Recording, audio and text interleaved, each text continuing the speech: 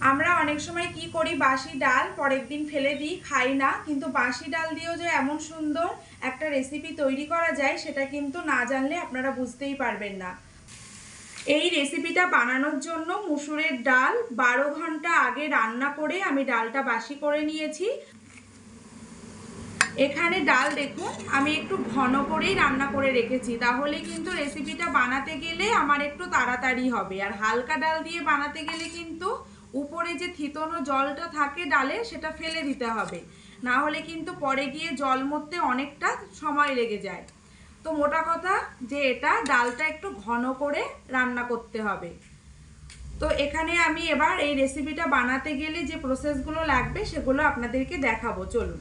উনানটা ধরিয়ে একটা কড়া বসিয়ে দিয়েছি, কড়ার মধ্যে বাসি ডালটা ঢেলে দেব।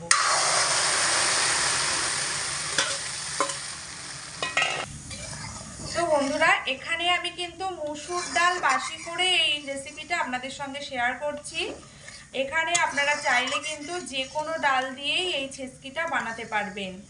তো ডাল, বাসি ডাল ফেলে না দিয়ে এই রকম করে বানিয়ে খেলে কিন্তু খেতে খুব ভালো লাগে।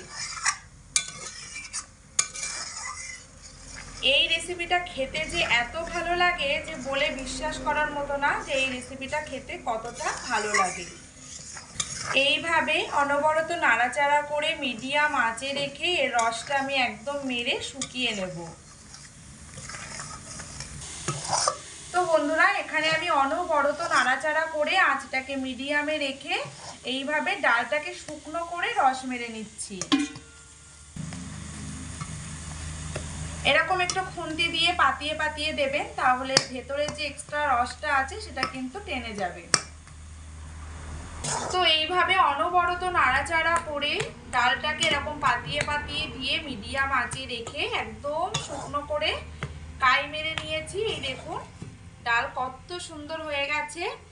আর এটা কিন্তু একদম খুব বেশি শক্ত করলে কিন্তু হবে না, ঝুরঝুরে হয়ে যাবে, তখন কিন্তু আবার খেতে এতটা ভালো লাগবে না। তো এই রকম ঠিক নরম আছে, এই রকম অবস্থায় আমি এটাকে কড়া থেকে তুলে নেব।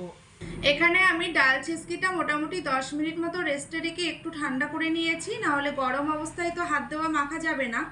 তো এবার আমি এর মধ্যে উপকরণগুলো একে একে দিয়ে দেব। প্রথমে দিয়ে দেব 6টা কাঁচা লঙ্কা খুব মিহি করে কুচিয়ে নিয়েছি, তো সেটা আমি এখানে দিয়ে দিচ্ছি।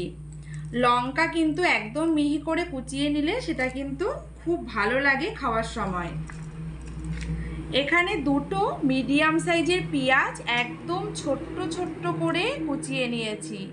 দেখুন কুচানোটা কিন্তু এরকম সুন্দর করে কুচাতে হবে, তাহলে কিন্তু এটা ভালো লাগবে।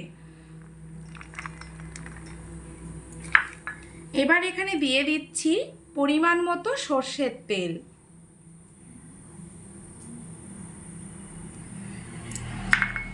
আর দিয়ে দেব 8টা 10টা গোলমরিচ আধ বাটা করে রেখেছিলাম, সেটা দিয়ে দিচ্ছি।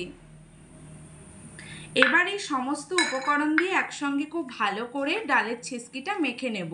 এখানে যেহেতু আমার রান্না ডাল, সেই জন্য এখানে আমার লবণ হলুদ সবই দেওয়া রয়েছে।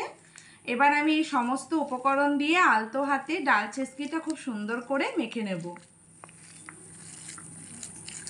গরম ভাতে যদি এরকম একটা ডাল ছেচকি রেসিপি থাকে, তাহলে কিন্তু ছোট থেকে বড় সবাই কিন্তু ভাত চেটেপুটে খাবে। তো দেখুন বন্ধুরা, খুব বারবার হাত দিয়ে এরকম ঘুরিয়ে ফিরিয়ে সমস্ত উপকরণগুলো ডাল ছেচকির মধ্যে খুব ভালো করে মিশিয়ে নিয়েছি। আর এর থেকে কিন্তু একটা খুব সুন্দর সুগন্ধ বেরোতে শুরু করেছে, ভীষণ সুন্দর একটা মিষ্টি গন্ধ ঝাল পেঁয়াজে। যেহেতু মরিচও দেওয়া আছে, কাঁচা সর্ষের তেল, তো এর থেকে কিন্তু একটা দারুণ দুর্দান্ত গন্ধ বেরোচ্ছে।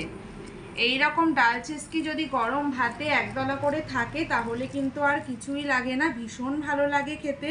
তো বন্ধুরা, আজকে আমার এই বাসি ডালের ডাল ছেচকি রেসিপিটা আপনাদের আশা করছি একটু হলেও অনেক উপকারে আসবে।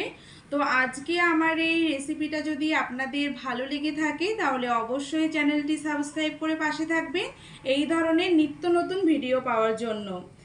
আজকের এই ভিডিওটা আমি এখানেই শেষ করছি, দেখা হচ্ছে পরের ভিডিওতে। ততক্ষণে সবাই সুস্থ থাকবেন, ভালো থাকবেন, ধন্যবাদ।